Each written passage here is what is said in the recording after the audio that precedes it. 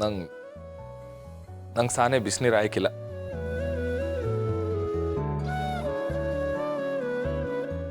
ಮಗನ ಮೈಗೆ ಏಟ್ ಬಿಸಿ ಹಾಕಬೇಕು ಅಂತ ಈ ಅವ್ವಂಗೆ ಗೊತ್ತಾಗಿಲ್ವ ಮಗ?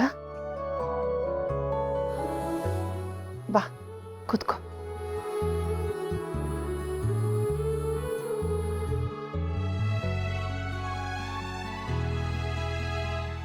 ಕುತ್ಕೋ ಮಗ.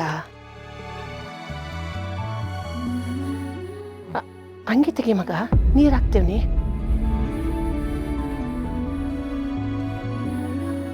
ಅಯ್ಯೋ, ಅವನ ಹತ್ರನೇ ಎಂತ ನಾಚಿಕೆ.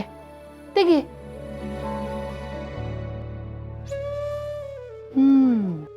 ಅಮ್ಮನ ಮುಂದೆನೆ ಮಗನಿಗೆ ನಾಚಿಕೆ. ಮಾವ, ನಿನ್ನ ನಾಚಿಕೆ ಎಲ್ಲ ಅಮ್ಮನಿಂದ ಆಚಿಕೆ.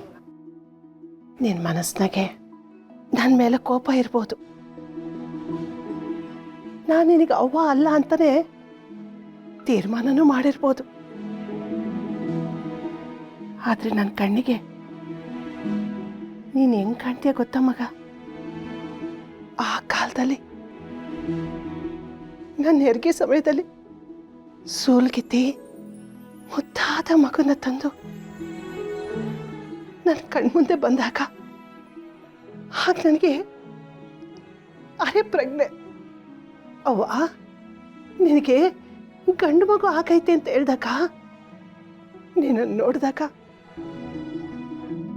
ನಿನ್ನ ಹೊಳಪಾದ ಕಣ್ಗಳನ್ನ ಬಿಳಿ ಬಿಳಿ ಬಿಟ್ಕೊಂಡು ಅಳ್ತಾ ಇದ್ದೆ. ನನ್ನ ಸ್ಪರ್ಶ ಆದ ತಕ್ಷಣ ಅಳೋನ ನಿಲ್ಲಿಸ್ಬಿಟ್ಟೆ. ಆಗ ನಿನ್ನ ಮುಖದಲ್ಲಿ ಆ ತೇಜಸ್ಸು, ಆ ಹೊಳಪು ಇನ್ನೂ ನನ್ನ ಕಣ್ಮುಂದೆ. ಆ ನನ್ನ ಪುಟ್ಟ ಕಂದ ಈ ಕೈಯಲ್ಲಿ ಎಷ್ಟು ಪ್ರಶಾಂತವಾಗಿ ಮಲಗಿದ್ದ.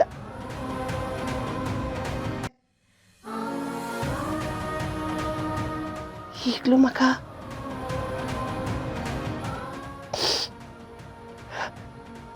ನನಗೆ ಆ ಶಿವನೇ ಕಾಣ್ತಾನೆ.